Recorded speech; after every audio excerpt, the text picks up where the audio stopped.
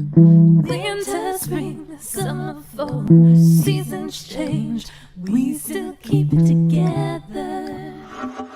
Hey, Beverly Hills 90210 fans! Are you ready to dive deep, episode by episode, storyline by storyline, character by character, as we break down the making of your favorite zip code with your hosts, Charles Rosen. Did I say that? Mary All this Mullen. heinous thing about the real person, and we're going, what? We're getting rid of this guy. Pete Ferrero. I'm feeling wonderful. Kathleen looks TV crush-worthy. Like so many special guests. And all your questions. Live on the Beverly Hills 90210 show. Oh, yeah.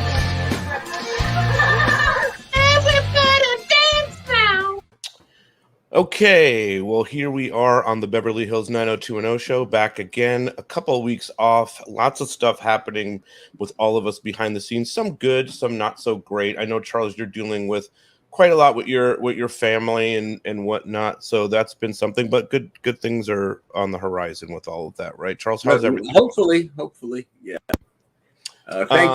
Thanks to so many who did reach out to my daughter, Lindsay Rosen-Passman, about what's going on with her daughter, and it's a very rare disease, but we're dealing with it, and we'll see how she responds to treatment. And prayer, as my daughter would say, prayers are always welcome. It's the priority right now.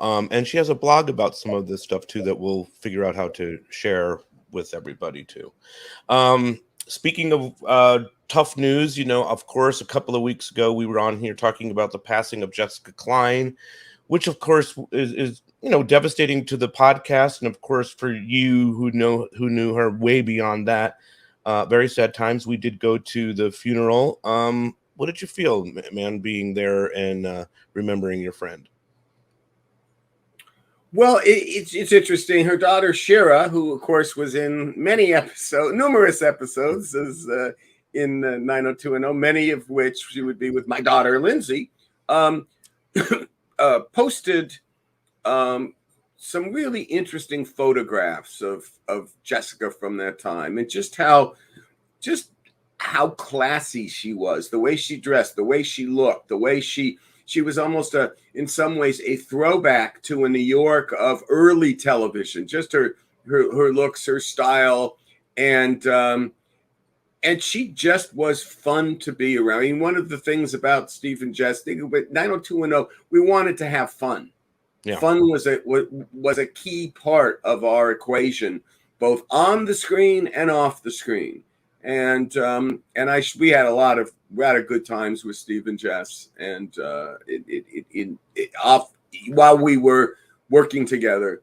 And the funeral itself, it was a very hot day out in Simi Valley, where the cemetery is, and it was very interesting. Jessica was observant, and as is Jessica's daughter and brother. So there were many members of Chabad there, but 90210 was also represented. Mm-hmm. Pete was there. I was there.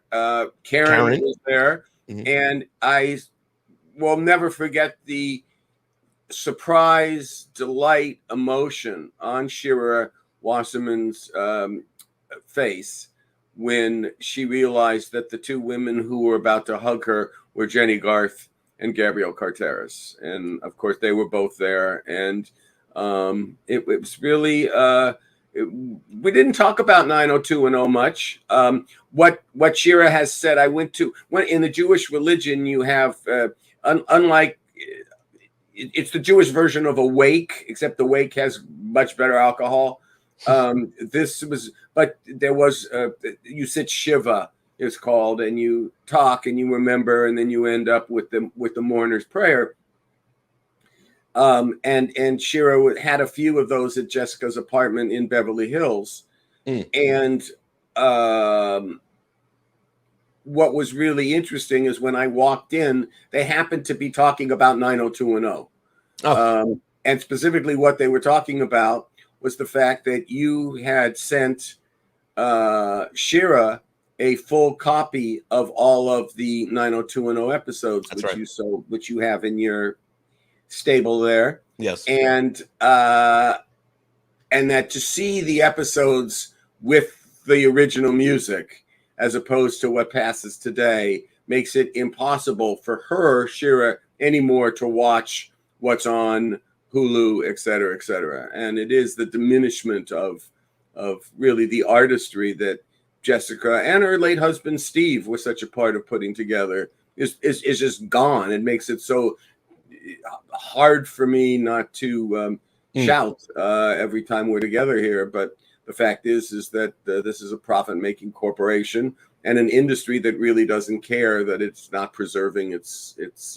legacy. So and you know, to the point where I think, you know, we think about the bigger songs that are missing from some episodes and they can't even air the episode, but I'm also sort of annoyed with the fact that like a Peach Pit song that you specifically put on the jukebox that kind of is a soft hint to what's going on in the storyline is removed from the episode. I mean, so, and it's just some generic 50s jukebox track that would be playing at any standard diner in America, but the Peach Pit was not that, right? So they're just not, they're not getting it. And it's sad that we've been doing this podcast. This is probably our 119th episode over 3 years, I guess, or 2 or 3 years. And it's, you know, I'm just waiting for those of you out there. I'm just waiting to when I finally have done enough of these to pay off what I owed Pete, you know, for our baseball bets. That's right.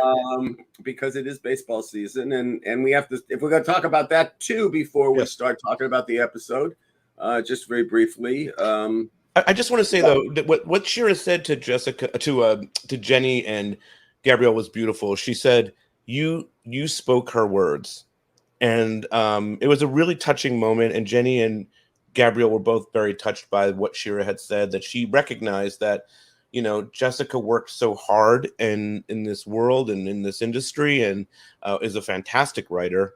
And those actors at times did speak some of the words that you all wrote, and specifically Jessica. So it was a beautiful moment for Jessica, and of course we miss her here. And yes, we're definitely going to do a Jessica Klein tribute show here at some point. Just want to get everybody situated for that. But you mentioned baseball. I'm more sad. I mean, it's just like this has become the show where we just point out who passed away. Vin Scully passed away, and I know that that's a touching person in Dodgerland, and you being a lifelong Dodger fan. Talk to me about that. Well, with Vince passing, a lot of people are sharing memories, and I think the memory of the stadium and the baseball memory is to hear the fact that he was on the radio. Dodger baseball was played on the radio, not on television. And this was the era where transistor radios were new. So people would bring their transistor radios to Dodger Stadium and listen to Vin Scully in the Coliseum in the early days of Dodger Stadium, to the point where he had to ask people to turn down their radios because the feedback was distorting what he was saying, and he could hear what he was saying seconds later and getting, you know, a little befuddled, confused. which was not Vince Scully's style, of course. I met him twice. Once was my high school girlfriend and I, and my high school girlfriend knew him and his first wife. Her parents did, and he recognized her. So we sat next to them, seeing a show downtown at the Music Center. Of course, it was off season at that point. But the other time that I really had a brief conversation with him was when I took my son on a baseball odyssey right before his bar mitzvah. He was 12 years old. And one of the places we ended up being was in Cleveland, Ohio, where the Dodgers were playing the Indians in an interleague game, and we were staying at a Marriott hotel, and we were waiting for the team to load the bus. And very few players came out on the official bus, but Vin Scully walked through, and he was going to keep going, and I kept, there were only about 12, 13 people there, and I said, Vin, can you sign my son's ball? We're from Los Angeles. We drove to Los Angeles. We're on a baseball odyssey. And he came over and he started to sign it. And I said to him, and after this, we're going to Cooperstown, where I understand you're a member. And he said, yeah, they put me in they put us in the basement. And I said they may have put you in the basement, Vin, but to us, you live on the penthouse. Oh, that's amazing. And he looked up and he smiled. And I never wonder if we ever used that metaphor, that kind of thing, in any of his subsequent broadcasts. But like any good writer, you steal from the best. And that was a timely moment, and really captured for me who the guy was. Who I would listen to on the radio and fall asleep to in my youth, because the games would go on too long. And I particularly remember once, probably shouldn't even bring this up to the delight of Giant fans, but I remember once the Dodgers were winning like 6-0, and I fell asleep, and I woke up the next day and they lost the game 7-6 or something. So, yeah, of course. But baseball's meant a lot to us, meant a lot to the city, and maybe even we should watch that baseball episode again. And, totally. And tribute to Vinny. I was going to say also, he has some Mets history too, Vin Scully. He called the '86 game where the ball went through Bill Buckner's leg and all that stuff. So he's someone that's iconic in baseball. If you're a baseball fan, there's something that he probably called that is iconic or important to you somewhere in the universe. More sad news for the Dodgers. They picked up Joey Gallo in the trade at the trade deadline. That's inside baseball. Yeah, I don't know. I don't quite understand that one. We had a guy named Jake Lamb who was a real good player for the Arizona Diamondbacks, and we had some bad health years or whatever. And he was doing really well off the bench and getting some timely hits, but he's gone, and we got this other guy. Yeah, I don't think he's going to be much. Sometimes I've been watching these baseball central things, and the interesting thing is sometimes a trade happens, and it's because all these general managers are friends, and one is doing another one a favor. Totally. And that might be the Joey Gallo story. I hope so, because otherwise it makes no sense. They have to get him out of New York, get him off this team, send him to the Dodgers, and maybe they can fix him. And you know what? If there's any team that can fix him, it is the Dodgers. Agreed. Just ask Max Muncy and Chris Taylor. Yeah. So this has been an interesting week for baseball. If you're a baseball fan, lots of stuff happening on there. I do want to plug one thing before we get into talking about Anaconda. We're doing something really fun with Pluto TV on Tuesday, August 9th. We're going to be in a Reddit room. Charles, I have no idea what a Reddit room is. We're going to find out what that means. And we're going to stream along watching an episodes of Pluto, kind of like we do watch-alongs on the Patreon, only it's going to be over Reddit. So you'll be able to hear us. It's a Reddit audio room. And first, we're doing Hazardous to Your Health. Larry and I are doing that. And then Charles and I are going to look at Something in the Air as a little tribute to Jessica. And so just follow our Instagram, Beverly Hills 90210 Show, and I'll get you all the details on how that's going to happen. All right, let's talk about Anaconda. Let's just jump right into this because we do have a guest that will be waiting in the wings in about 15 minutes or so. He was in this episode. Ash Adams is his name.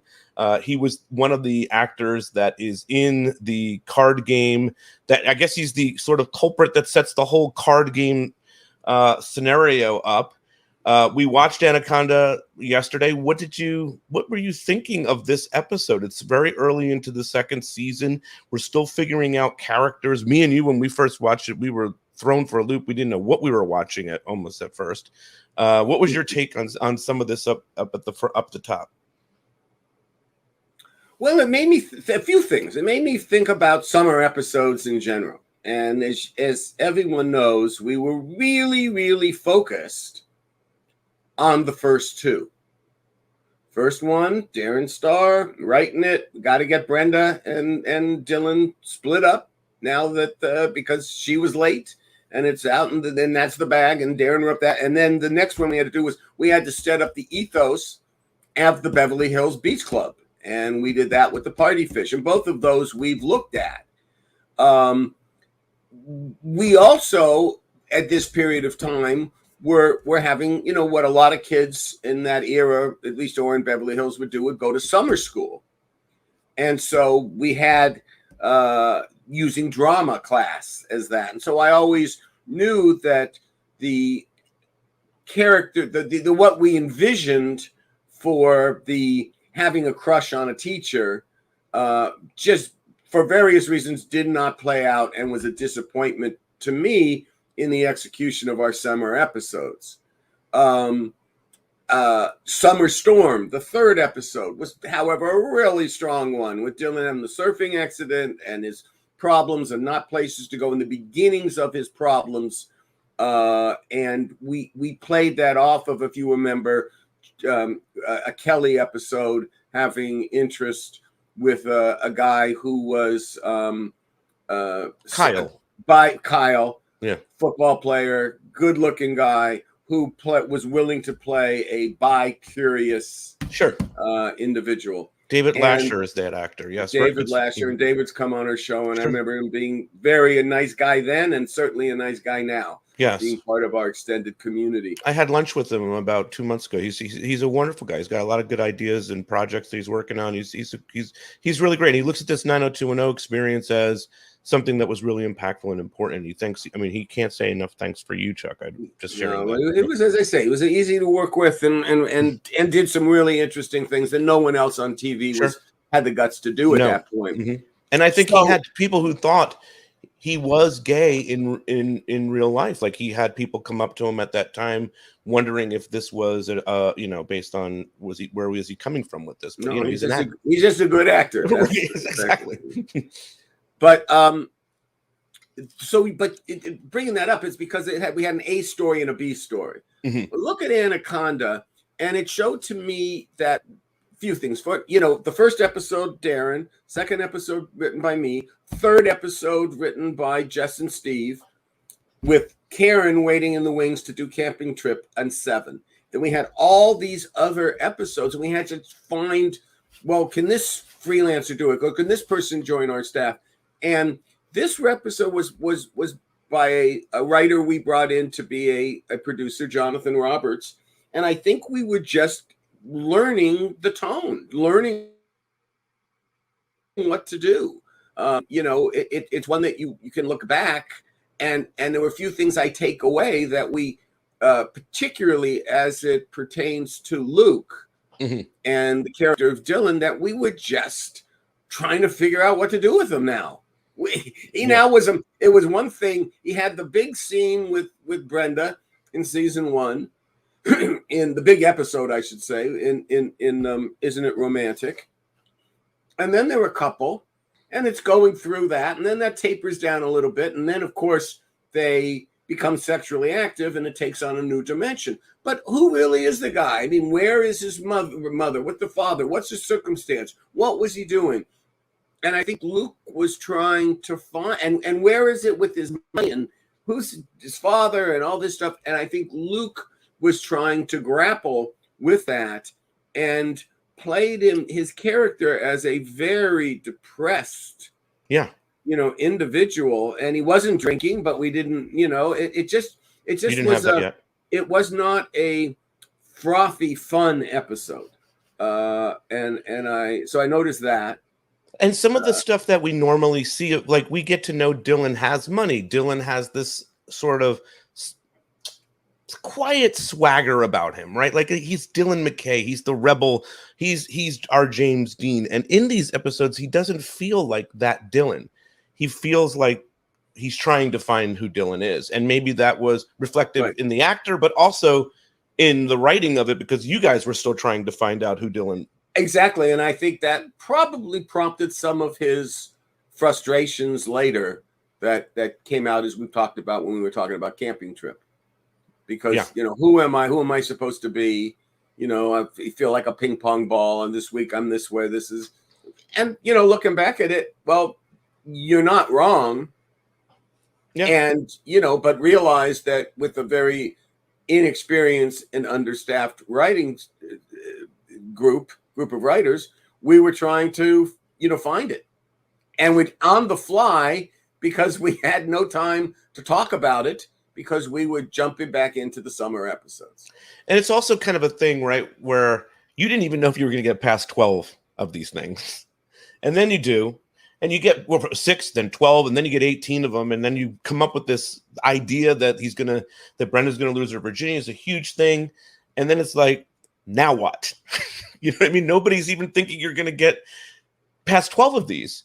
So I mean, you're still in a place in the beginning of season 2 where you're everybody's finding their way, you know. And then one other aspect of this episode that's interesting too is that there is no Kelly Taylor. We pointed out when we were watching this, and I haven't found out why Kelly or Jenny Garth is not a part of this episode, but Donna gets a whole bunch of what I felt like, and you kind of confirmed, probably got some of Kelly's lines because Jenny Garth wasn't there, and Right. I think we've pretty much deduced that Jenny was either ill or that for some reason we gave her she got a week off, an episode off, which Aaron would do on occasion if you like the actor. And it also then presented Tori with different material than she would normally get, because up to this point, by and large, except for the one episode where we featured her with her learning disability, she didn't usually get numerous passages of dialogue, and she gets it on this one. And I mean, it was the first one was really caught me off guard, because it had to do with her seeing if she could get permission to go out on a date with Dylan, and we realized as we were watching it, and the way she was looking and her expressions, if you go back and take a look at the episode, you realize that at this point, Donna had not, or the writing staff had not come to the point to proclaim her as a professional virgin. Right. And because of that, you know, there was the implication of she might be an easy date. Because the same lines, and if you look at this episode, just excuse me, imagine Kelly Taylor saying all the lines. Right. Well, it almost feels like they would be Kelly's lines in some ways. You know what I mean? Like that right. Kelly would be a little bit more boy crazy than Donna at that time, because now if we were looking back at it, Donna's a virgin and is planning to be. You know what I mean? Right. Like, but so. And this was and obviously this was 10 episodes before she, on the dance floor, proclaims her interest in David Silver. Right. But I mean, and then this is an interesting question is like, when you give Tori, and it's hard to remember this probably, and you see that Tori can deliver in these scenes, is it something where you're like, well, let's give the Donna character a little bit more, and instead of just, a handful of lines in an episode? Not as a result of Anaconda. Well, fair enough. I think that just was by osmosis a little bit Got more. It. Yeah. The other thing I take away is when we get to there's a poker scene where they all dress up and supposedly are supposed to be emulating Frank Sinatra and the Right Pack and playing like babes in this, and it was part of the writer John Roberts, who went on to write The Lion King, the musical, the movie, and then what the musical is based on. He wanted them all to kind of dress up and almost smoking cigars, and I liked the notion of it, because what I went back to, I remember, is there was poker games played in the early parts of Risky Business by the characters who were the north side of Chicago, and kind of being trying to be adults and stuff, and smoking cigars, and they were smoking cigars in that scene. So I think that's probably where Roberts got the notion, and I kind of liked it. But I feel that the scene itself, while we had Donna and Brenda there, we didn't have the poker game. There weren't enough players. No, it wasn't a big enough event, and I was surprised about that. I mean, I guess we were still a non-union show. We still had a very low license fee, and that scene showed that. Because they talk about all the babes that are going to be there, and you would think that there would be a handful of other female actresses that are hanging around in the room with Brenda and Donna.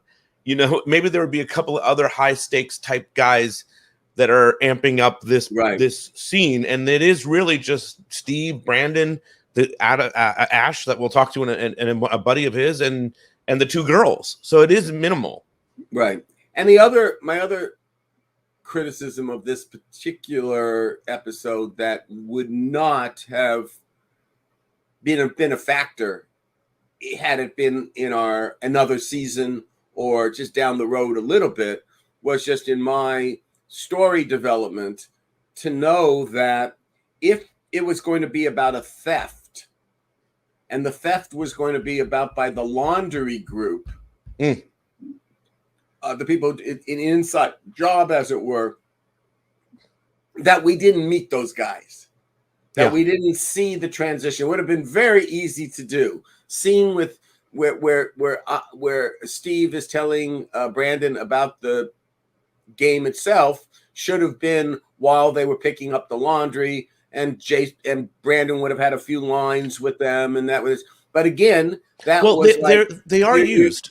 They are used. The laundry company is used, but it's very like Steve is in the yeah. It's too it's subtle. Silly. And you don't know, you don't have any basis of who that's there. Correct. And it's Wednesday, and this is what they do on Wednesdays. And just to get the setup, when you have exposition, and we've talked about this as writing, when you have exposition, the way to get exposition out is conversationally that's natural, that it doesn't even sound like it. And that wouldn't have been because you would have been immediately in the plot.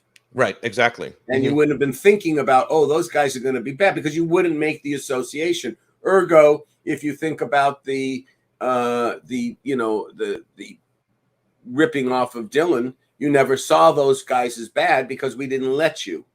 And we would have, same thing would have, well, I learned that by season 4. I guess I hadn't learned it yet by season 2. Henry Thomas is fantastic in this. We learned that he even has a backstory where he was, involved in something. So you gave Henry a little backstory to add a little bit of who is behind the theft and how the police handled Henry. I thought was interesting. What did you think of that aspect of this storyline?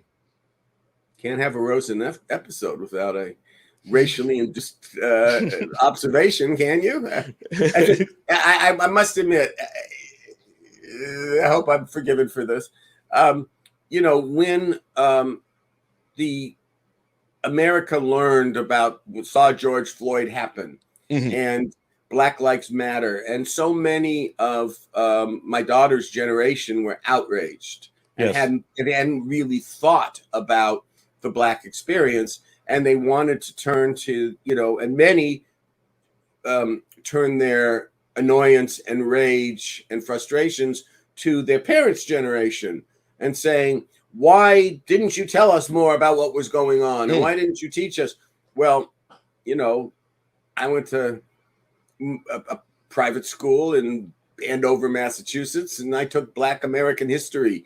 You can't do that. I would argue with my father over the dinner table, not about do we like the Yankees or the Mets, but about the Black Panther Party, where I was an advocate. So it was something that mattered to me, and that's one of the reasons why, without having a Black member of our permanent cast, we tried to have so many in our recurring casts, whether it was Denise Dowsey or Henry Thomas or whoever it would be, Deshaun, be part of our world. And so I thought it was an real interesting statement, because here's this good guy doing good things, and yet, it was a plausibility that when he was a younger man, he was rounded up with one of the usual gang of suspects, as it were. For sure. I mean, and we do, like you said, the one note, and we're going to go to this. We'll have to switch over and do this Ash thing very quickly. But it is only one. There isn't an A and B storyline. We're only talking essentially.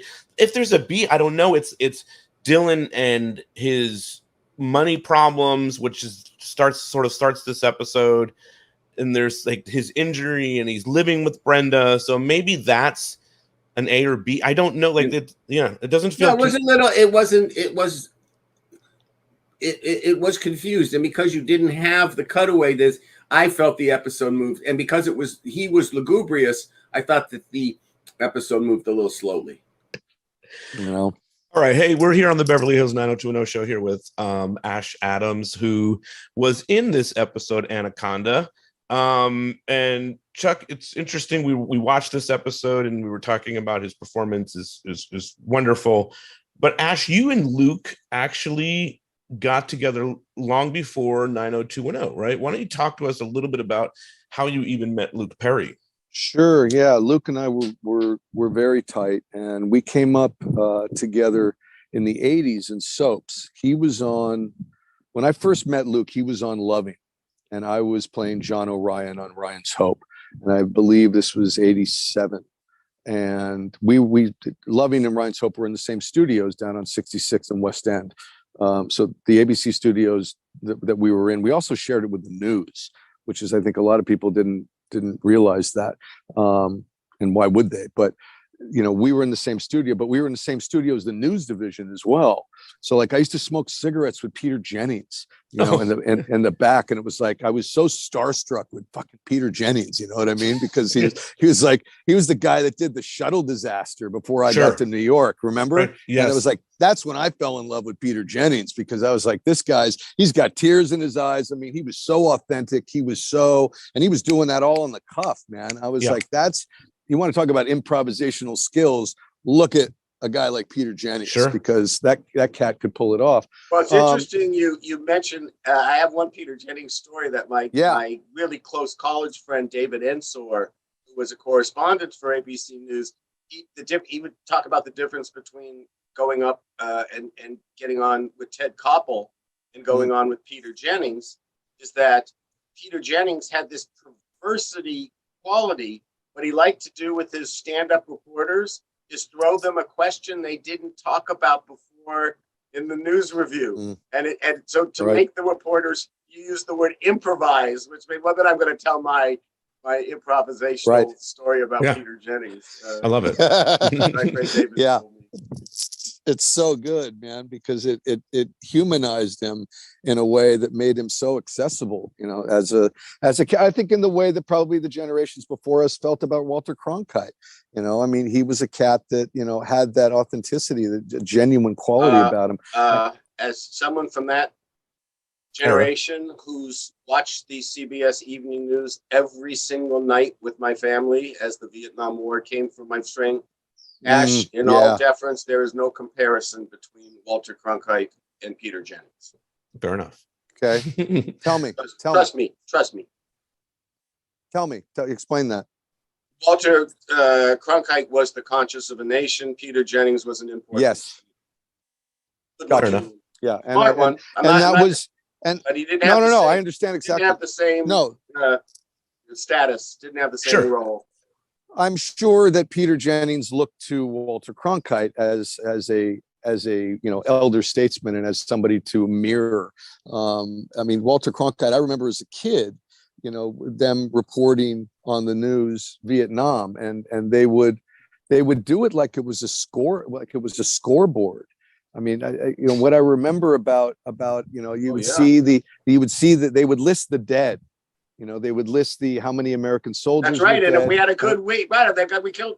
It would be they killed 300 Americans, but we killed 50,000 Viet Cong. You know, how crazy was that? And Walter Cronkite somehow managed to humanize that and keep that in check when all I wanted to do was watch fucking Captain Kangaroo. You know, I mean, that's what that was the difference, you know, but it made an impression on me. I think it made an impression on anybody that was around that. But so you and Luke used to hang. Yeah. Huh? So sorry, we went off on a tangent there. It's okay. I love it. So Luke was on Loving, and I was doing Ryan's Hope, and we started hanging out and going around and playing pool together, and you know, chasing girls and doing all the stuff you do when you're a soap star in the 20s, when you're in your 20s. And believe me, in the 80s, New York City, in your 20s, on a soap opera, man, you were Prince of the City. You know, you were really, that was the heyday of soaps, and it was really a magical time to be there. And Luke and I, one of the first things we sort of connected with was that we both really got how fortunate we were to be doing this. You know, we both we both dug that. We both understood that, and we talked about it a lot. And that's why we weren't pricks like a lot of these other guys were, walking around acting like movie stars. We knew where we were. We knew we were at the bottom of the rung, and we were trying to work our way up. And being on soaps, hey man, that was a great career for a lot of people, and we were young guys that were really appreciative of the fact that we were doing it, but we didn't think we were movie stars. You know what I mean? We were not doing that. That was not how we were behaving. We were behaving like 22-year-olds, 23-year-olds, Mm-hmm. and and also you guys have to understand too, that part of the zeitgeist of that whole time, of New York City in the 80s, and later on we'll wrap around to what I was doing this year with that. But Luke and I were jumping out of planes together. We were getting on buses going to Jersey to try to get tattoos because you couldn't do it in New York City at the time. Tattoo shops were illegal, in New York City, because there was such a element to, and I think there was a health element as well to that. And we were like I said, running around this city together, knowing that what we were doing was not only fun, but if we took it seriously enough, it could really take us where we really wanted to go, which was we wanted bigger and better opportunities to work with bigger and better people, And he gets that, he comes to LA, he gets the opportunity to work on 90210. Did you stay connected? You came to LA at some point, right? So yeah, we both pretty much came back to LA at the same time, I believe, if I remember correctly. He might have come back a little sooner than me. That gets a little murky, but we were so tight. I mean, we talked every day, and we were on. Yeah, it was like I had been back like 6 weeks because the show was canceled in January of '89. Ryan's Hope was canceled in January of '89. That was when the last episode aired, and I remember ABC called me in and wanted me to do another show, and I didn't want to. I wanted to go home. I had done my 3 years, and I wanted to go back and try my hand at a nighttime show. And they said, well, that's tough because you got to bridge the gap between daytime and nighttime. Remember, it's 1989. Now there is no gap. Because there is no soaps. But there's a few left, but there's nothing like it was in the 80s and the 90s. And I said, thank you, but no thank you. I really want to go home. And I don't think that made them happy after, building an audience with me in that show for 3 years. I think they wanted to put me on another show, obviously, and try to get those numbers to follow. And I understand that it's a big investment in somebody. But I wanted to go home, and Luke was either on his way or came. I think he was already back there. So I'll encapsulate this a little bit. So we got home, and I had a place I was staying in a place on Beechwood Canyon, I think. And anyone who's ever worked in show business at one point or another lived on Beechwood Canyon. I'm convinced. It's like everybody's lived on Beechwood Canyon. Including Jason Priestley. Yeah, it's what I'm saying. I knew Jason lived there too. Exactly. Did you live there, Chuck? I did not, but Paul Wagner, our line producer, did. It was just show business row. Ash, you said you're going home. Are you a LA native? Yeah, I grew up in Brentwood in the Palisades, man. So Pally? Yeah, I went to Pally. Oh, well, I went to Beverly. So. Oh, you did? Okay, so I mean, we grew up on the mean streets of Brentwood. Exactly. So I grew in the hills of Beverly. So to end up a little east in Beechwood Canyon was a little out of my zip code. So when I did after college move back, I was headed more to the beach. I was more Santa Monica. Yeah, I got you. Different Santa Monica, but nonetheless.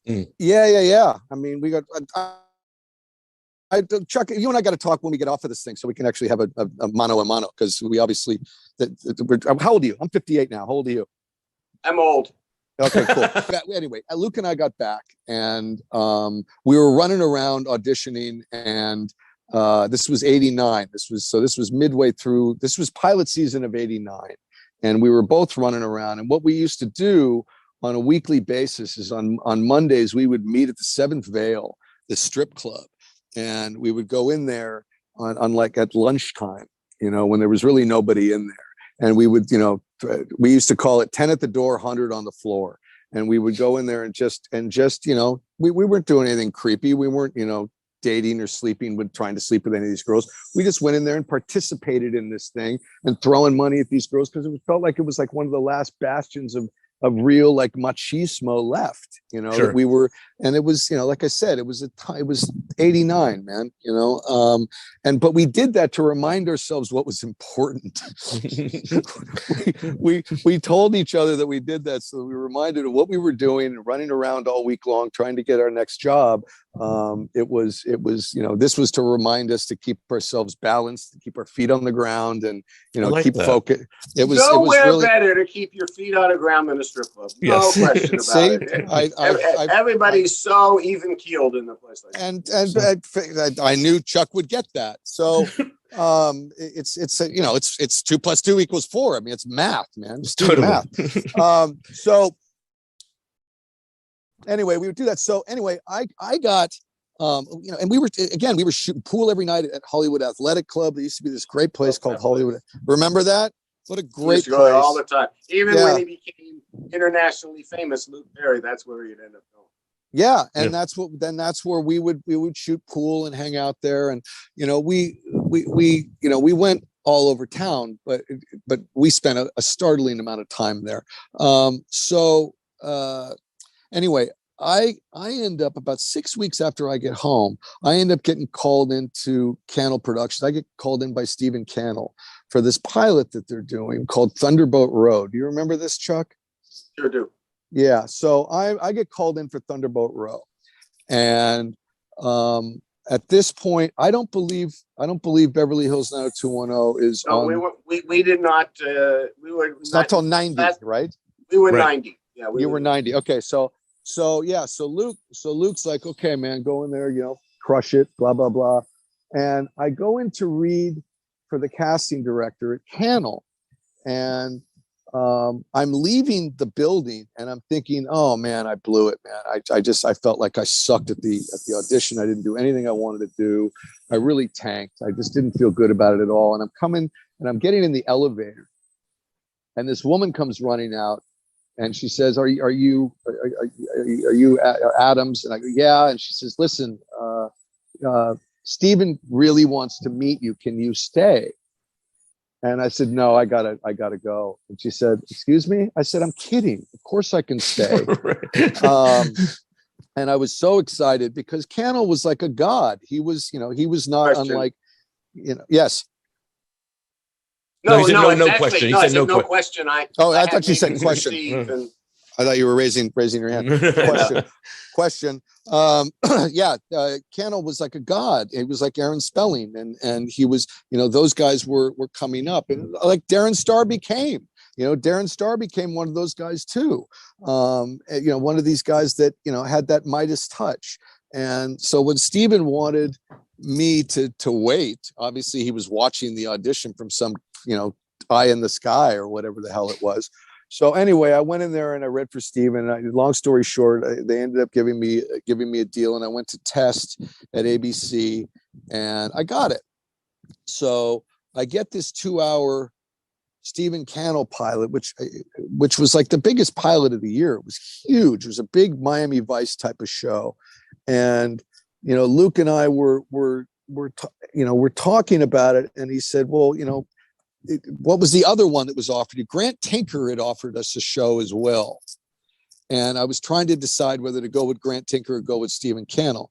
And Luke and I were discussing, and we both decided that, hey man, it's hands down. You go with Stephen Cannell. You go with Stephen Cannell. So we decided that. We went to Stephen Cannell, blah, blah, blah. So anyway, long story short, we go down to Miami and we shoot this sort of 25-year-old version of Miami Vice. And it was one of the last of the 2-hour action pilots. It was really expensive. I mean, I heard a lot of really like ludicrous numbers about how much that show cost. and it wasn't any. Let me just say this diplomatically. It was not the best pilot ever made.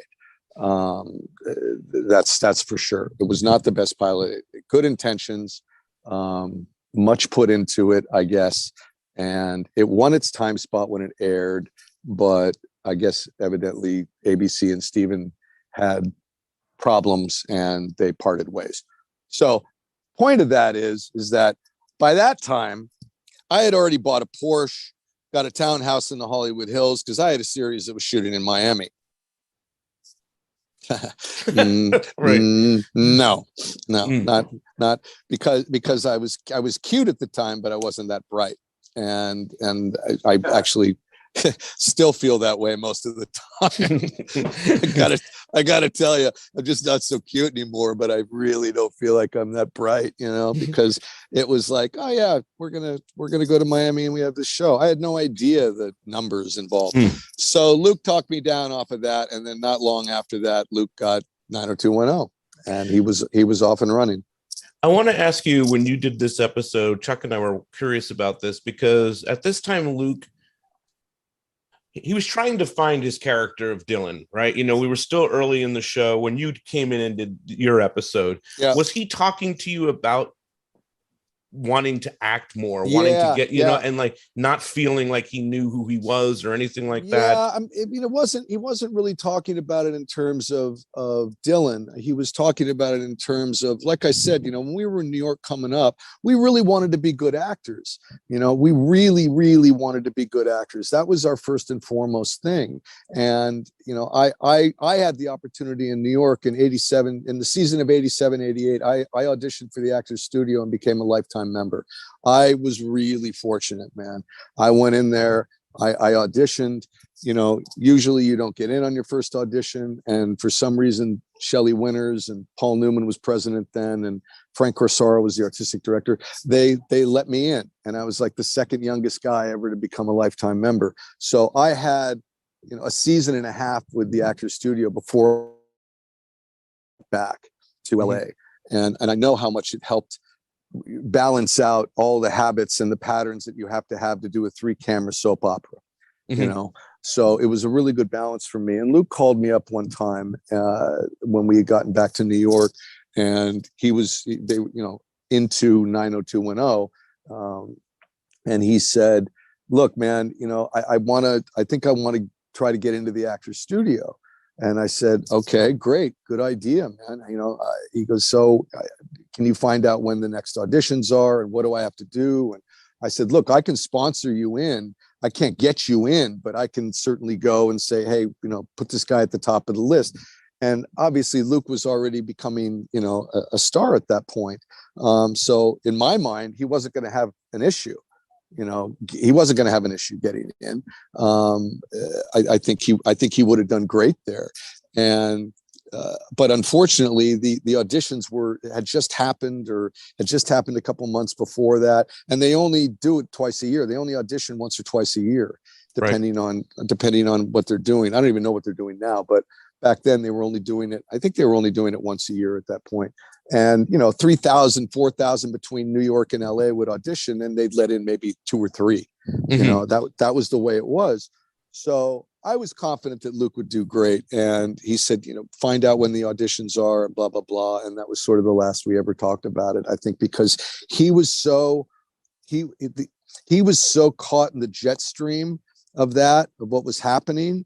And I think one of the reasons he might have called me that night was that he felt that's what was going on, and he wanted to keep a foot on the ground with maybe getting in somewhere where he could be working with great actors. And that's what the Actors Studio was full of. I used to sit in New York with Harvey Keitel over on one side and Christopher Walken on one side and Ellen Burstyn and Shelley Winters. These were my coaches, so I think Luke really wanted that, and he got caught up in the jet stream of that show being such a phenomenon, and him being such a phenomenon, that it only happens like once or twice every generation. What happened to him? I mean, wouldn't you agree, Chuck? Yes, absolutely. I think of him, and I think of the when they did the he liked hanging out with the the Stallone and Schwarzenegger and all those guys who were in the Hollywood. What was it? What was it with the Hollywood, Planet Hollywood. Planet Right? Hollywood. Yeah. So he Right. was the one TV guy they let in with all the movie stars. Right. Correct. You know what? When you were talking, one thing that interested me, I want to go back to the soaps for a second. Yeah. Now, when you would do that, you'd be there. You would be looking, and there would be a board or something, or somebody be holding something, and you'd see your lines. So your lines would be there. You didn't have to memorize all your work every day in the soaps. No, that was not the case on our show. When I got there, it was maybe 2 or 3 months that they completely eliminated the teleprompter. The teleprompter was there, and other shows used it, and I used it once. And Joe, I don't know if you know who Joe Hardy is. Joe Hardy was our executive producer, and he was a Broadway guy, very famous Broadway director. I can't go through his credits right now, but he was the real deal, this cat. Sure. And I think he took the soaps as sort of a way to cash out, get the money, and retire. But he was a real no nonsense, very militant dude. And he didn't like how lazy everybody was getting with this teleprompter. He thought it was affecting the performances. And remember, on Ryan's Hope, there wasn't a bunch of pretty people. It was real New York stage actors that I was surrounded with. Helen Gallagher, Bernie Barrow. I mean, these were really serious stage actors. They were my grandparents, and they scared the shit out of me because they were really serious people. And I was this punk from the Palisades. So anyway, one day I went up on a line, and the camera one's on me. Camera two is waiting to go on. And I just spun my head to read the line. I said, one of the things that I can't stand that Rick. And another thing, what I don't like is, and I mean, you could see me turning. I mean, on camera, you could see me turning, looking, reading the line, then turning back to whoever I was working with and saying the line. Joe Hardy called me in after the end of the day, showed it to me on the prompter, showed it to me on the VHS, on the copy that he had of it. And he said, if I ever see that again, you're fired. And scared the hell out of me. So it was several months later, Chuck, that they took the teleprompters off of our show. Chuck, did interesting? Yours is a unique experience. The reason I asked is because, and this, I wish Luke was here. I could be talking to him about this. Yeah. But he in our cast had the most trouble with memorization. Mm-hmm. And I wondered if part of that was because of the technique of doing soaps where you have the crutch. No, I don't know, because that may very well have been the case with Loving. I don't know if they had the teleprompters or not. If that was the case with Luke, I was never aware of that, but maybe that's what was going on for sure, because Chuck, that's a terrible habit, man. And there's some guys that can do it. There's some guys that are like masters. There was this guy, Daniel Pilon, who played the heavy on Ryan's Hope. He was an older actor. And man, that guy had he was like Nixon. He had this shifty eye thing, so he could get away with it. So he never learned a line. That motherfucker never had to learn a line because he could just fucking shift his eyes over there and he could get it all. But it's a talent, man. Well, you see it with the cast on SNL. Some are really good looking off camera, and some are not. Correct. Chuck, did anyone, Chuck, on 90210 ask you for a teleprompter? No. No, we were not Got you. But you guys were shooting on film, right?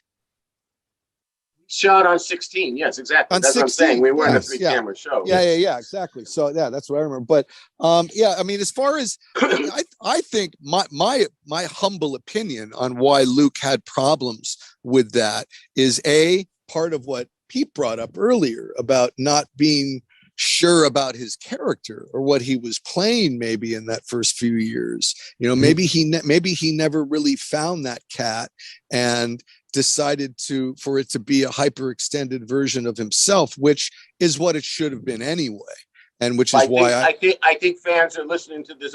our audience is a bunch of super fans. They're jumping out of their seats now because Luke found the guy. Believe me. Yeah. Yeah, well, no, Just didn't that's find what it. I'm These were the- getting at. Yeah. What I'm getting at is that Dylan was him, and that's what I think he finally got to, and where he finally got comfortable was there was no character to find, man. It was him.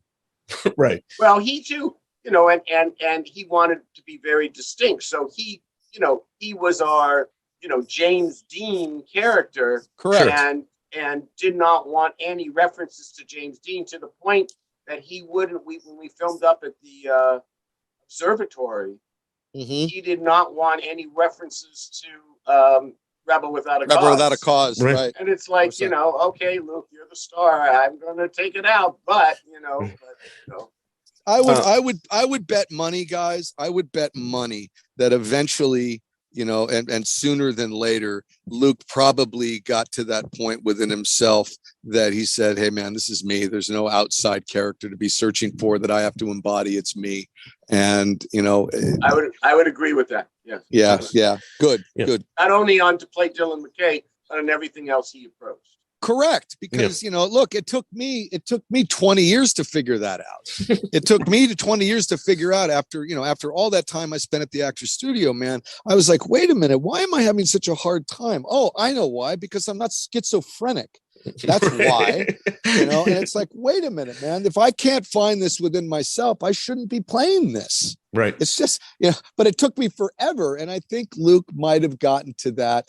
And I would, like I said, I would bet money that he got to that. But also, as you know, Chuck, because you watched it with everybody, some people handled the lack of oxygen level of celebrity better than others. And I always thought that Luke handled it, as good or better than anybody. Sure. Luke. That's what we've heard. Here's the thing about Luke that I fell in love with and always loved was he has an innate kindness about him and inside of him, and he has no malice. This cat had no malice, man. He was not. Me, I got tons of fucking malice. This is a competition to me. Blah blah. I'm talking about back in those days. I was very competitive, and but Luke had this innate kindness and empathy about him, which I think is the reason that a generation fell in love with this guy, because it showed in his eyes, it showed in his face, and his vulnerability. And which is where that vulnerability came from, is exactly what we're talking about. Is that kindness and that empathy. He truly cared about other people. And I know things that he did that I won't discuss here, but I know things that he did for other people that nobody knows about, and it blows the top of my head off. He's a very kind guy.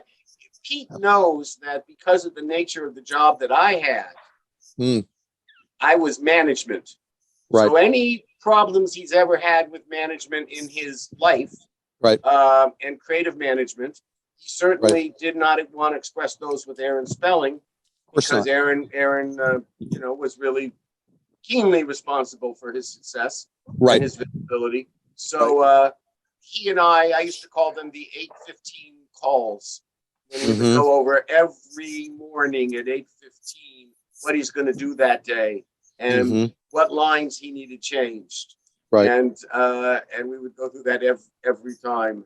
And it took him a while. And the story on that is I would often say, talk about how quick you are to figure stuff out. I would say, let's shoot it two ways. Right. And he'd be fine with that. And then he realized I would always use my way. Right. To figure that one out. Correct.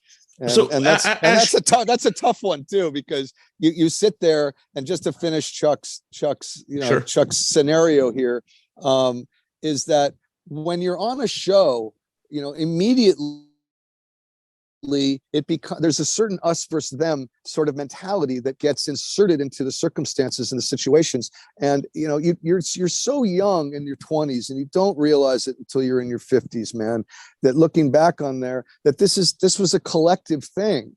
and the guys that lasted, the guys that did well, understood that it was collective, understood that it was collaborative, understood that nobody was out to get them, understood. And that's not true.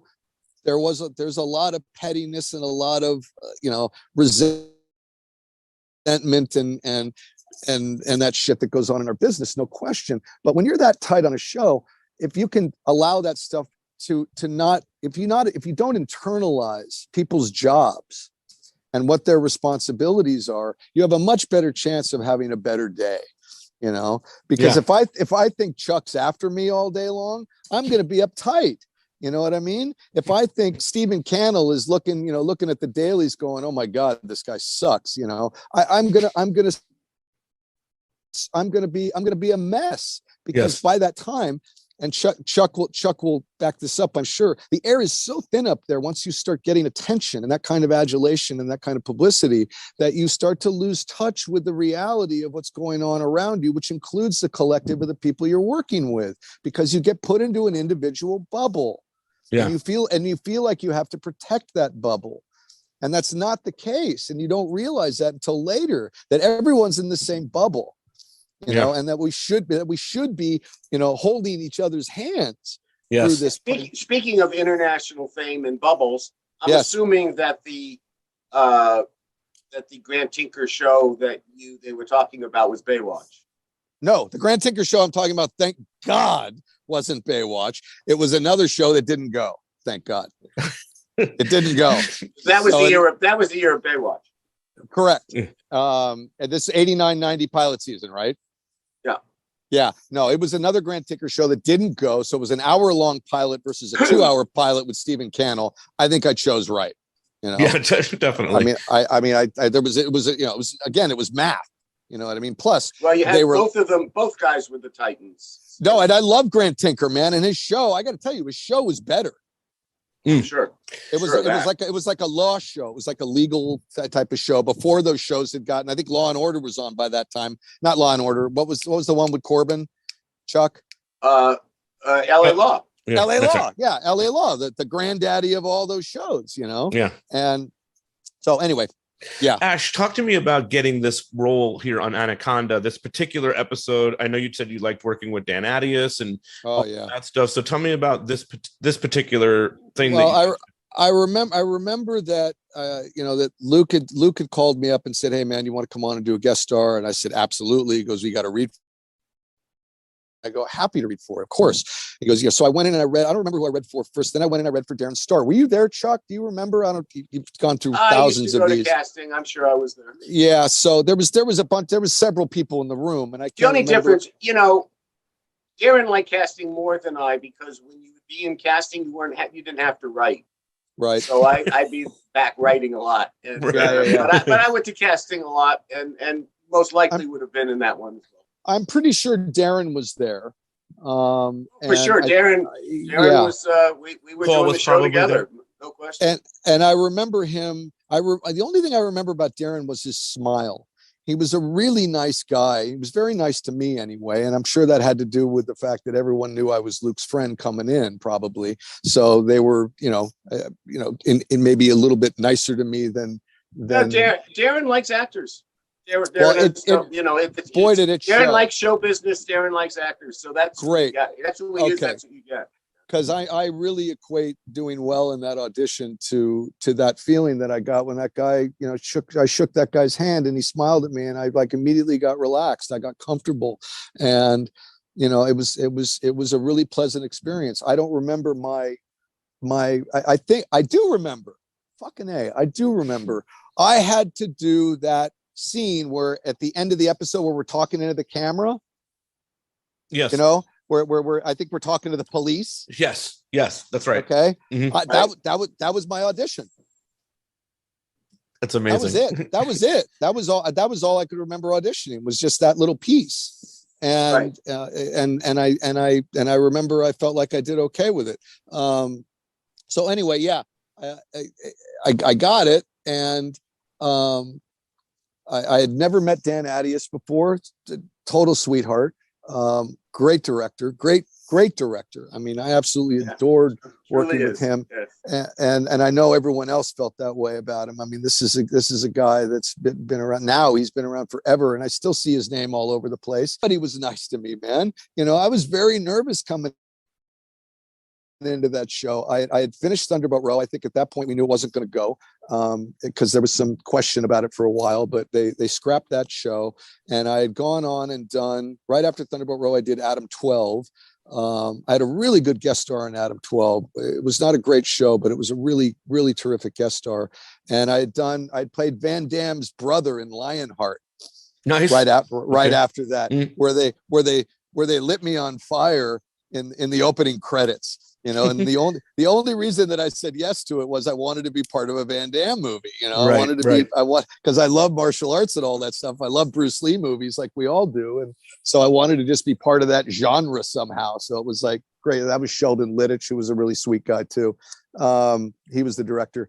But I loved everybody on that show. I had a very secret crush on Shannon. I thought Shannon was a badass, and I just thought she was cool. And she was very nice to me. Tori was really nice to me. Jason and Luke and I had already hung out at that point a bunch of times. We had taken our first bungee jumps together, guys, and I don't think they were allowed to tell the show, but this was before bungee jumping was okay to do, and we had commandoed into this thing up in Gorman to this 300-foot high-pressure gas main with all these cats, and we all took our first jumps. Me and Jason and Luke. Chuck, did you know that? If you had known that they were all bungee jumping? I have just died. On behalf of Aaron Spelling, I just died of death. Yeah. Because Aaron flipped out. Aaron flipped out once when he found out that Jason was doing some skateboarding. Right. Trying to learn skateboard tricks, you know. So yeah. Well, sorry, Aaron. Everyone survived. We're all okay. Yeah, we're all okay. But we took our first ones. I remember I wanted to do it naked, and Luke talked me out of it because he said, "Bro, the harness is going to like cut your Johnson off. What's wrong with you? You know, what if it's like?" I go, "Oh, you're right." So I did it in my Calvins, and that was fine. But I have pictures somewhere of me and Jason and Luke all getting ready to jump off. Oh, you should find those pictures. They're in a box. They'd be great. Find it. They're definitely in my box. I have them. But you have an Aaron Spelling story too. You did eventually meet Aaron. You didn't meet him on this particular set. No, I met Aaron a bunch of times after that guest star. That guest star, I guess, got me a little attention from Aaron. I'll get to that, Pete. A handsome white boy. Unfortunately, I'd like to hear the story, but I gotta have to pull. Okay, go ahead, man. Yeah, we're good. I remember when I came on there to one of the first days I remember is at the Beach Club, and the Beach Club was going down. I mean, I think at that point you guys had already the show had already rented it, you know, because they spent that whole season was that's right. A lot of the summer was all in the Beach Club. That's right. Right, correct. And I grew up like early on up the beach at the Bel Air Bay Club. Right. You know, which was, and all of these beach clubs, there was 4 of them. There's the Jonathan Club, the Beach Club, the Sand and Sea, and the Bel Air Bay Club. But we all had paddle tennis teams, you know, so everybody was like competitive. Everybody was competitive. And it was actually kind of a great way to grow up because my grandparents were members and we sort of, we used to sneak in all the time. When I got there to the beach that day, I had pulled up and I had a 911 SC, beautiful Porsche at that point. And I love this car. Fucking love this car. This is a beautiful car, beautiful ride. And I bought it when I got Thunderbolt Row. Amazing. So I was like, oh, taking this a little too soon. But so I pull up in this Porsche, and Brian Austin Green meets me in the parking lot. This might have been the next day, but I'm gonna amalgam. Sure, it's fine. The thing, and he comes out and he goes, bro, listen up, listen, dude. I got these Bose stereos, man. I got these Bose stereos, man. And I'm like, what are you talking about, Brian? He goes, oh, I got these Bose stereos. And he goes over to the car and he opens up to see he's got all these Bose stereos. Tried to sell me a Bose stereo for my Porsche. And I was like, I fucking love this guy. It's fucking great. I absolutely adore this guy. And I was like, no, man, look, I've already got a Bausch in there. I've already got a Bose system in there. You know, he's like, I don't need one. I don't need one. So, and I remember Shannon and I got along because we both smoked. And that's right. We were like smoking cigars, and she was like, I think the only one that really smoked. And I remember watching her taking it, because I wasn't really smoking cigars. I was smoking cigarettes, but I wasn't smoking cigars yet, which obviously I am now. Right. But I remember watching her take her first drag off the cigar when we were all sitting around getting ready to play poker, and she inhaled it.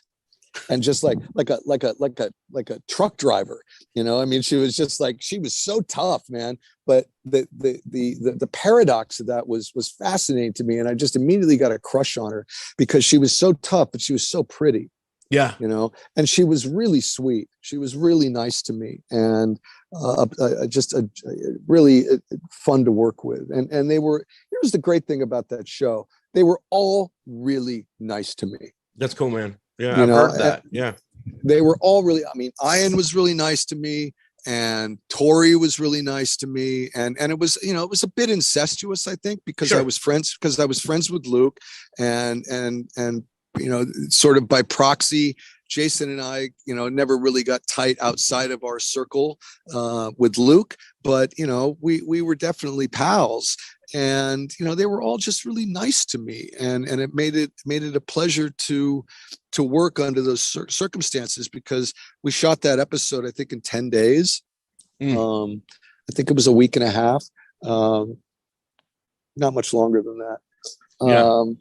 And, you know, Adius was cool, and, you know, all the producers seemed cool. There was no like tension on the set. There was no bullshit. Now, maybe that happened later on. Well, yeah, I mean, they exploded. I mean, so, you know, at this time, Luke was really exploding, and all of those guys were really huge stars at this point, because the show had reached this thing with the summer episodes, and it was all starting to happen. Did Luke change at all? I don't know, because did he change? I mean, yeah, of course he changed. Everybody changes when they get hit with that kind of thing. We all change. Sure. When you start to get that kind of attention and adulation at that age, anybody is affected by it, and it's not all positive. Because what people don't understand is that kind of celebrity that Luke went through and survived is treacherous, man. It's treacherous, because people don't understand that to have that, it costs something. You know, people just think, oh, it happened. Oh, yeah, it's great. You know, how could those people have any problems? Blah, blah, blah, blah, blah, blah, blah. No, man, it's a job. It's a profession like any other. And it has rules, and it has regulations, and it has things you have to follow. And it has, you know, a paradigm and axioms that you have to adhere to. And when you start to get that kind of attention, especially the kind of attention that Luke got, where all of a sudden he's on the cover of Vanity Fair, you know, it's like, hey, man, you know, rock stars are on the cover of Vanity Fair, movie stars on the cover of Vanity Fair, and there's Luke, you know. And so did it change him? Sure it did, man. It forces you, you lose a lot when you get that. You don't just lose your anonymity and your ability to blend into the crowd. You don't just lose that, but you lose a part of yourself, because that's what it demands. That's the paycheck.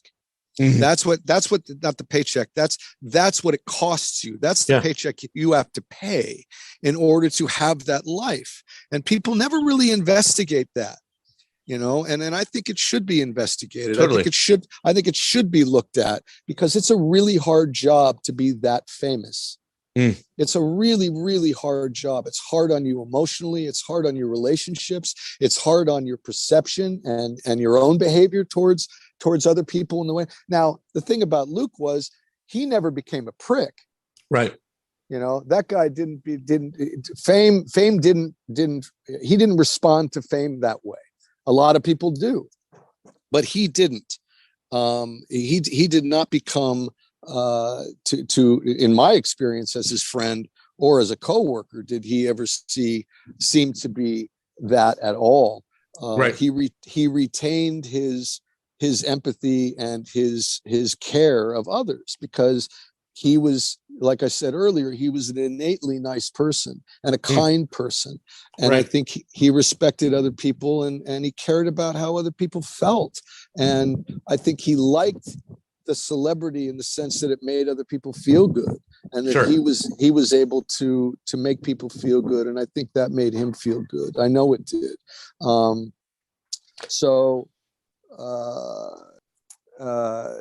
As far as Aaron calling me in for other stuff, yeah, man, he called me in for a couple other things.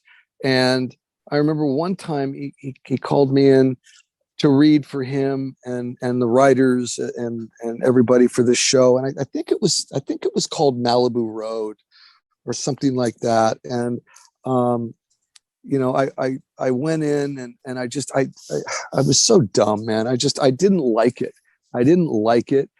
And I think what people didn't understand, what I was going through, was, I had already done a soap for 3 years. Right. And Malibu Road just felt like another soap. It was just, it was going to be on nighttime, and I didn't want to do that again. And if I wanted to keep doing soaps, I would have stayed in New York. Sure. Right. They offered me, they offered to place me somewhere else. And Plus you have this actor studio experience. Yes, man. exactly. Like you want to utilize this thing that you've been doing in this gift that you have. You know what I mean? No question. The actor studio had a big thing to do with it. And it was like, I don't want to do Malibu Road. I don't want to run around in my surf shorts, man. I don't want to do that. And I never really felt like that was my calling, to Sure. be like a sex symbol or something. Even though in soaps we were all sex symbols, sure, mm-hmm. In one way, shape, or form. But I didn't like it. So I went in and I read for Aaron and everybody in Aaron's office. And you could land a plane in Aaron's office, his old office. Right. I mean, takes 10 minutes to walk from the door to his desk. I mean, it's a huge office. Everything with Aaron was big. He was such a cool cat. He was such a cool cat. And I went in there and I remember thinking, okay, what are you going to do, man? You don't want to do this show, but you don't want to upset Aaron. You don't want to be disrespectful. So I thought to myself, okay, I'll tank the audition. Right. Yeah. I'll just do it. I'll just do it really like calm, and, I'll just do it real. I'll do it real flat line. It's almost like when an actor doesn't want to do something, he prices himself out. Sure. Totally. Well, I didn't get to that point with this, but I just said, okay, I'll tank the audition so that Aaron does, Mr. Spelling doesn't get upset with me, blah, blah, blah. So anyway, I read it and everybody's staring at me like sheep, like, what happened? What was that? That's not what we expected, because I was a pretty fiery actor, man. I was getting known to be the guy that went on and did these really, big badass kind of, emotional, performances and cuckoo performances, and, playing the heavies and playing the bad guys and all that kind of stuff. And so Aaron said, you want to do it again? And I said, no, I felt pretty good about that. So he walks me to the door, mm-hmm. which like I said, takes like 10 minutes so you can talk from the sure, right, the desk to the door. Yeah. So we're talking, and he said something to the effect of, what went on there, man? What's going on? And I said, Aaron, I respect you so much, and I really want to work for you, and I love your shows, but does it have to be this one? Right. Mm-hmm. And he looked at me.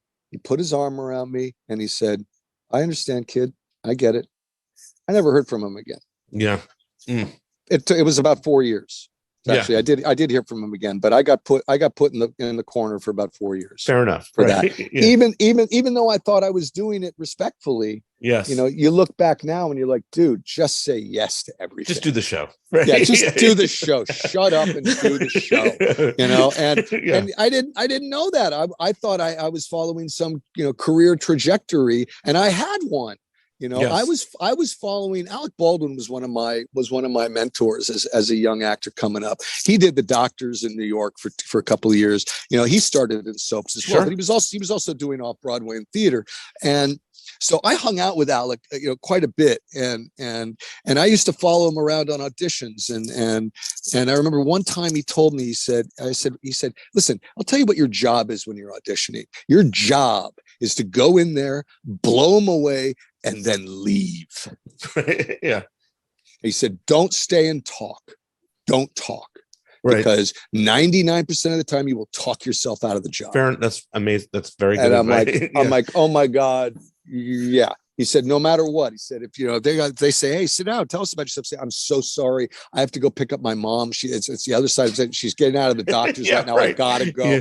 Yeah. Don't say you've got another audition, because that's telling them to go screw themselves. That something else is more important than them. But if you say you got to go do this, yes, they can't fault you for it. And then you get out of there and you're safe. Right. But they love the audition, and they only have that impression of just that's right. The work. The work is good. Right. Yeah. Alec is one of the smartest guys in the world, Totally. And I've always, so flash forward about, I don't know, maybe it was about 2 years. It was about a year and a half after that. And I'm in New York. I've got Ryan's Hope.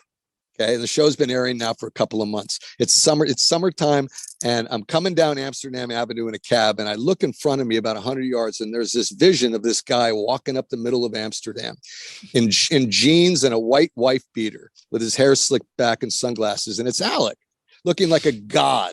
Right. Looking like a god. And I said, stop the cab. I got out of the cab and I walked up to him, and he looked at me and he said, so are you happy now? Right. And I said, man, I'm so happy. Thank you so much. And he put his arms around me and blah, blah, blah. So anyway, I think the next time I did, the next time I went in for spelling, he did call me in another time a few years later when they were replacing somebody on Melrose Place. I got you. Okay. Mm-hmm. Like the guy did one episode and started acting like an asshole, and they fired him, whoever it was. Right. And so Aaron brought about 10 of us up to his house on this like Saturday, because they had to like put the guy, whoever got this role, in on Monday. Right. To replace this guy. Obviously, the role I'm talking about was the Andrew Shue role. Yes. So Andrew Shue got that role. But so I went in, and you want to talk about a house, Aaron's house. Oh my God. Right. I mean, it's like walking into the Getty, Yeah. And I went in there, and probably the worst audition of my life. Right. And I didn't even want it to be. I wanted it to be good. I wanted to get that one. Yeah. I really wanted that one. Melrose Place had already been on. It was a good show, blah, blah, blah. And I was like, oh man, all right, I'm going to nail this. And I went in there and I read, and I walk out, and there's a living room full of guys. Totally. And one of the producers or writer, not the writer, one of the producers came out, and I think it might have been one of the showrunners came out and said, hey man, we want to see you again, but we're gonna read everybody else, so we want you to wait. So will you wait? And I said, of course. He said, so he gave me a couple of adjustments, what to do, don't do this, don't do that, and but the rest of it was great. Do that when you come back in. And I go, great, nailed it, I got it. Right. This is mine. So I'm sitting there waiting, and all of a sudden the casting director came out. And I didn't know this casting director was the casting director for this show. Right. And it was a casting director who didn't like me at all. Right. Right. And I didn't like him. Yeah. And it was like, so he came out and he looked at me like, hey, how's it going? And I'm like, ugh. Right. Fuck. Oh my God. And I'm thinking the whole time, all right, I know Aaron likes me, so I know this guy doesn't like me. Right. Maybe that'll balance out. So I'm sitting there and I'm like, shit. Oh man, I don't know, man. Maybe this is going to go south. Who fucking knows? Someone else comes. I remember a woman comes out, and it must have been one of the writers. And she came out and she sat down real close next to me on the couch. And there was only a couple more guys to go in, so the living room was getting empty. And she said, hey. And I said, hey. And she said, look, piece of advice. Next time you come in to read for a show, don't add in your own jokes. And I said, oh, I'm sorry. I was just trying to separate myself from the herd. I was just trying to get something going. She said, yeah, well, don't. Because listen, she says, because when you write your own jokes, it makes the writers feel like their stuff isn't enough. And she got up and spun and walked away. I went, okay, I'm out. I'm done. You're not getting that. Yeah. I'm not getting this. Not going to happen. I went and I found a phone. I called my agent at the time, Joanne Colano, and I said, this ain't going to happen. She goes, why? I said, trust me, it's just not going to happen. And sure enough, I don't even think I went in and read a second time. No. To tell you the truth, I think that was like they must have had a double secret probation meeting on me when everyone was gone, and they was, yeah, okay, thanks, man. You can go now. I was like, fuck. So, look, we all do that a lot. Totally. In the beginning, we just make so many faux pas, and it doesn't really come from malice. It just comes from we don't know what we're doing. Inexperience, just learning by painting numbers, whatever it's called. It's trial by fire. Man. Exactly. It's trial by fire. All right, I'm gonna get this wrapped up, but I want to ask you if anybody's watching. Well, I want to ask you what you're up to too. Yeah. But I want to ask you about Luke and kind of button that. Like, okay, if fans, super fans, they love Luke and they watch this interview, they're listening to this. What is like? We talked about his kindness. Mm-hmm. What is the one thing you want people to know about Luke Perry? When we lost him, and do you remember hearing about that? And what did?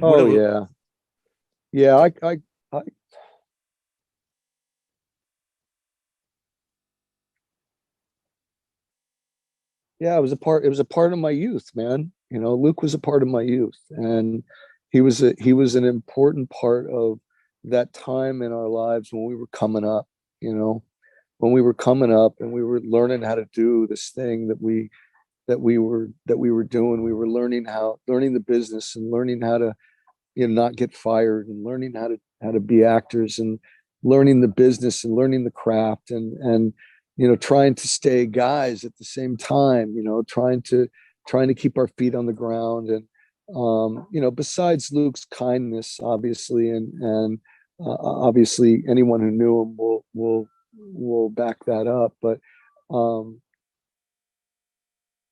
he had a kindness about him, but mostly what I remember, he was, like I said earlier, he was without malice. And that's very rare in this business of show. It's very rare, and especially with somebody who was as successful as he was. But he also was incredibly generous. He was incredibly generous with what he had and what he offered other people. And he took care of a lot of people, man.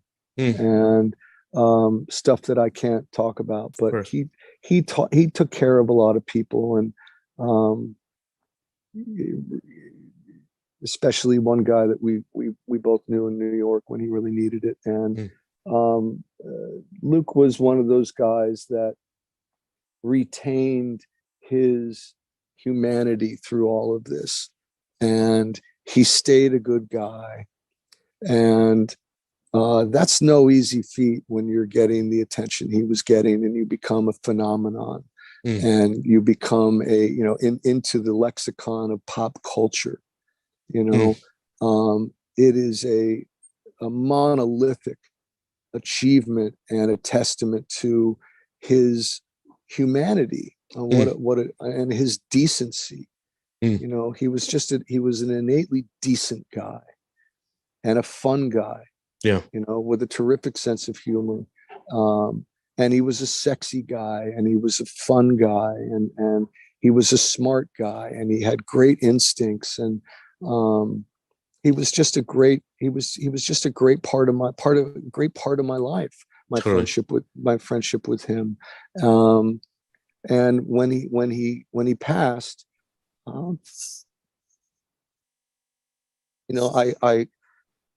I remember,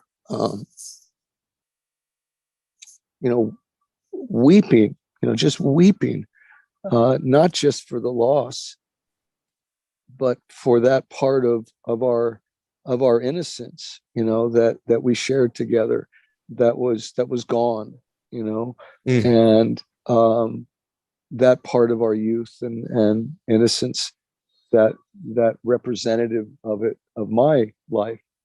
That part was gone now forever, and we didn't we didn't get the chance to come back together and do something as grown-ups, you know, which I really had hoped we would get to do. And we didn't get to do that. It's selfishly for me, I was very sad that wasn't going to happen, and that I wouldn't have the chance, you know, to come back together with him and maybe do something together in the future. And I think, like you and I had talked about earlier, I think he was on the precipice of that. Not so much a comeback, but an evolution where he was going to become back into the public eye again as a grown-up actor and as a somebody who had a whole different set of skills and tools and experiences to share as an actor. And I think that was just about to happen. And I think Quentin knew that. That's why he put him in Once Upon a Time in Hollywood. Totally. And gave him such a prominent spot and, you know, and moment sort of in that film. And my point is other people I think saw what I just said was about to happen, and you know, and he had that maturity about him. And you know, we when you look back, of course everything's in the rear view, but you know, objects appear closer than they really are. You know what I mean? I do know what you mean. Yeah, they look like they're right there, man, but they're not. They're a lifetime away. And when Luke died, that part of me, part of me died too. And I know the people that were, you know, closer to him than I was, and his family and his kids and all of those people. You know, my heart and thoughts are always with them and go out to them, because Luke was a genuine loss.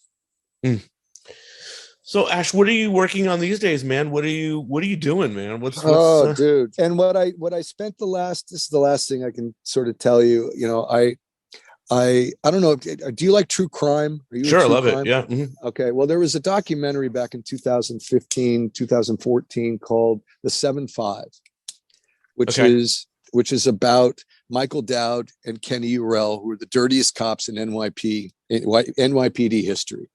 And they were in the 80s and early 90s. Well, the drug lord gangster guy that they partnered up with, that they partnered up with a guy named Adam Diaz. Okay. Who in the documentary comes on about 35 minutes into the movie. And about 35 minutes into the movie, these two cops go to see this gangster who can help them. You know, they can help him protect his empire, you know, by you know, letting him know if they're being targeted. Sure, I got you. Getting competition away from him if they need an escort to move a load, whatever.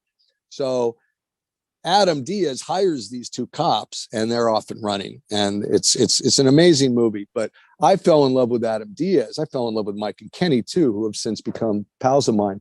But I fell in love with Adam Diaz. So I spent the last 5 years forming a relationship with Adam Diaz, the gangster who lives in the Dominican Republic. And last September, I finally said to him, "Look, let's forget about everything else. Let's do a podcast."